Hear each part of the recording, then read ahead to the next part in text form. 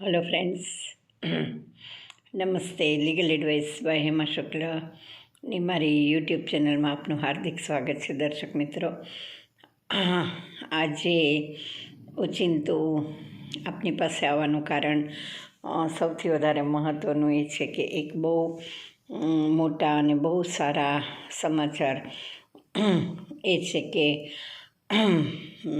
ફોજદારી કેસોમાં સરકારી વકીલો નીમવાની સત્તા ગુજરાત ગવર્મેન્ટે લીગલ ડિપાર્ટમેન્ટ પાસેથી લઈને હોમ ડિપાર્ટમેન્ટને આપી દીધી છે। આમ તો અમારા ફિલ્ડને લગતી ને પોલીસ ડિપાર્ટમેન્ટને લગતીની બધી બાબત છે મિત્રો આપણા પહેલાંની, પણ આ એક આપણો બહુ મોટો અમારો વિજય છે।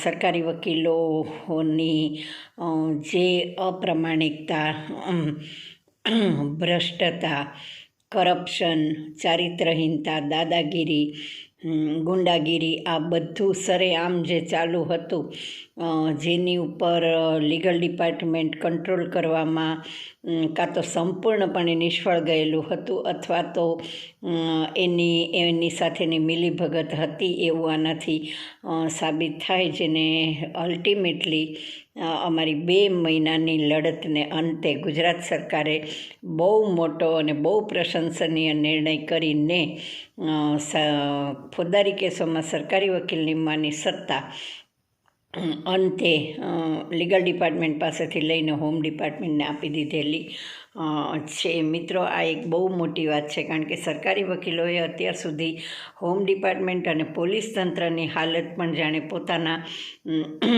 સેવકો, કર્મચારીઓ કે નોકરો હોય એવી કરી મૂકી હતી, અને સરકારી વકીલોથી પોલીસ અને પોલીસ ડિપાર્ટમેન્ટ પણ અતિશય જે ભયભીત અને દબાયેલું રહેતું હતું, FIRથી માંડીને અને બેફામ બનેલું જે આખું સરકારી વકીલનું તંત્ર હતું, એમાં સરકારી વકીલો પાસેથી આ સત્તા લઈ લેવામાં આવી છે। અને હોમ ડિપાર્ટમેન્ટને સત્તા આપવાનું કદાચ દૂરગામી પરિણામ એ પણ શક્ય છે મિત્રો કે હવે પછી જે સરકારી વકીલોની ફોજદારી કેસો ચલાવવા માટેની નિમણૂક થશે એ APP એટલે કે PP અને APP એટલે કે પબ્લિક પ્રોસિક્યુટર અને આસિસ્ટન્ટ પબ્લિક પ્રોસિક્યુટરો કે જે GPSC pass direct government servant જ હશે સિનિયર મોસ્ટ, એને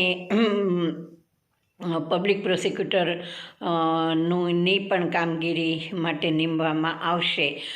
એટલે કે જે સેશન્સ ટ્રાઇબલ કેસો છે ડિસ્ટ્રિક્ટ એન્ડ સેશન્સ કોર્ટમાં, એ બધા હવે સરકારી નોકરિયાત GPSC થ્રુ આવેલા એવા PP અને APPઓ ચલાવશે, અને જે સરકારી વકીલો હાલના છે એમણે માત્ર ને માત્ર સિવિલ કેસો અને સિવિલ અપીલો વગેરે ચલાવવાની રહેશે। એટલે અત્યાર સુધી જે હોમ ડિપાર્ટમેન્ટને લીગલ ડિપાર્ટમેન્ટ કે એના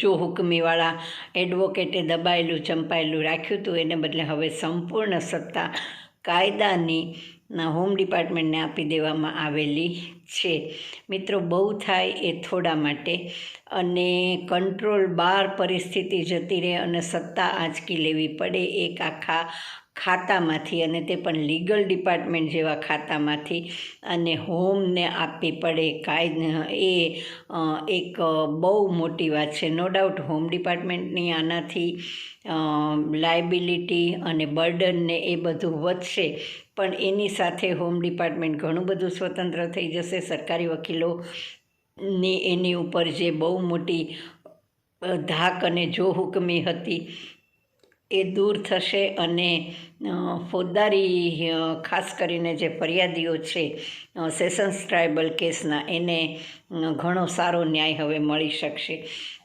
જે PPO APPO નિમાશે એ GPSC થ્રુ આવેલા કાયમી સરકારી કર્મચારીઓ હશે કે જેના પગાર, પેન્શન, પ્રોવિડન્ટ ફંડ વગેરે બધું ગવર્મેન્ટ પાસે હશે, એટલે એ લોકો ગવર્મેન્ટની અંડરમાં રહેશે। એ આટલો ખુલ્લેઆમ ભ્રષ્ટાચાર કરે નહીં કે કરી શકશે નહીં, કરે તો એની ઉપર ગવર્મેન્ટનો બહુ મોટો કંટ્રોલ રહેશે, જે અત્યાર સુધી લીગલ ડિપાર્ટમેન્ટનો એના સરકારી વકીલો ઉપર બિલકુલ નહોતો.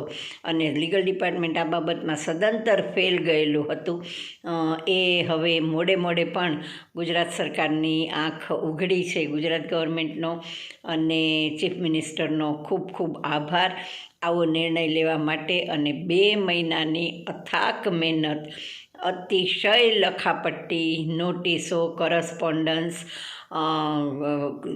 એક્ઝિક્યુટિવ મેજિસ્ટ્રેટ, મામલતદારથી માંડીને તે PM ઓફિસ સુધીના બધા સાથેનો સતત અવિરત કરસ્પોન્ડન્સ અને બધા જ એને અંગેના પુરાવાઓ વગેરેથી અંતે મોડે મોડે પણ બેટર લેટ ધેન નેવર સરકાર જાગી અને આ એક બહુ મોટો નિર્ણય લેવાયો. એ બદલ અમે ખૂબ ખૂબ ખુશ છીએ અને સરકારનો ખૂબ ખૂબ આભાર માનીએ છીએ. બધે જ આવું થવાની જરૂર છે અને આવું થવાની જરૂર હતી જ.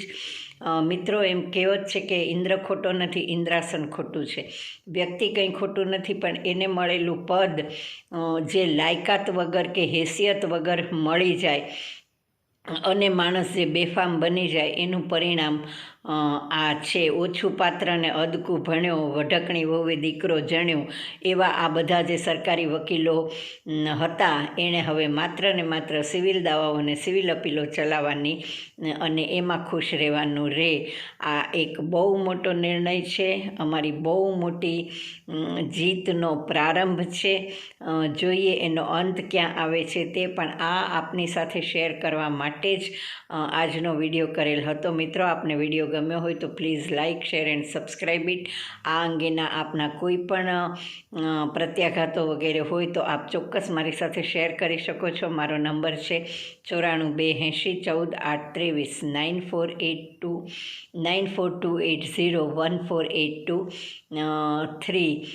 ફરીથી આવી જ જીત અને સફળતા લઈ અને આવા જ વિડીયોમાં મળતા રહીશું. મિત્રો, ત્યાં સુધી રજા આપશો. And please like, share and subscribe it. Thank you very much.